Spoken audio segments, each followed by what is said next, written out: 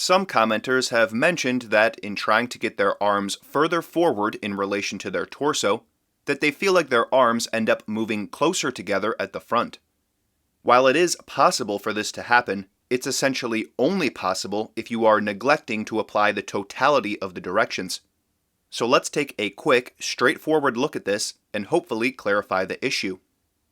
It is certainly possible in your attempt to get the arms forward to narrow them at the front, but at the same time you'll see a tendency for the shoulders to rise. We absolutely do not want the arms to rise in relation to the torso in this adjustment. That is very crucial to remember. Our directions are out, down, and forward for the tips of the elbows and the arms generally.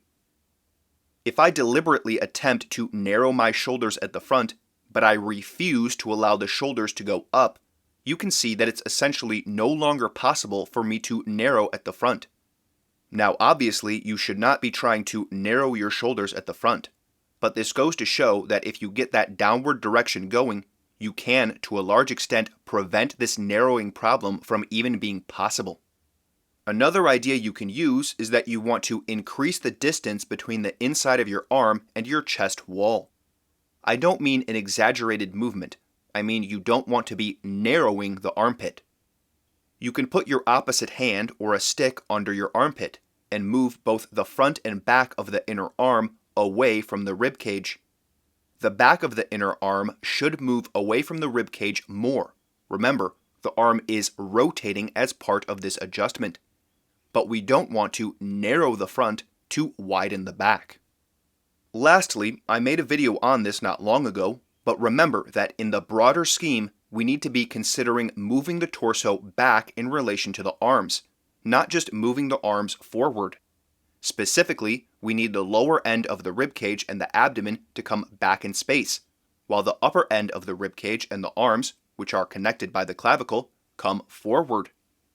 The rib cage must go up as the arms go down, and these antagonistic actions will pull on either end of the muscles of the neck, upper back, and arms, which will cause you to extend your arms much more than is habitual. Part of why people may be struggling with preventing this lifting of the shoulders and narrowing at the front is that this kind of adjustment is forcing a lot of extension in the arms. That is not comfortable at first. It's like trying to lift a 100-pound weight with muscles that you've neglected for most of your life. It can feel like a lot of work and can be genuinely painful at first. To avoid that discomfort, we can and often will cheat. We subvert our own intention and allow the shoulders to go up, or we overly twist the forearm so we don't have to do so much work with the elbow. These are tricks that must be inhibited. The end of getting our arm to a new spot is not more important than the means by which we get there. We have to follow our directions if we want to actually do what we intend to do. So as always, use visual feedback from a mirror or webcam. If something is tripping you up like this, see what you're really doing and compare it with the directions and conception that you're working with. This is the fun of playing with these ideas. At first, our adjustments will be crude, as we try to just understand what movements we are capable of, but then we refine our understanding. We get into the nitty-gritty. We verify with visual feedback, and we start to make sense of moving our body. As we gain the capacity to take on more ideas at once, we gain greater control over our movements and a deeper understanding of ourselves.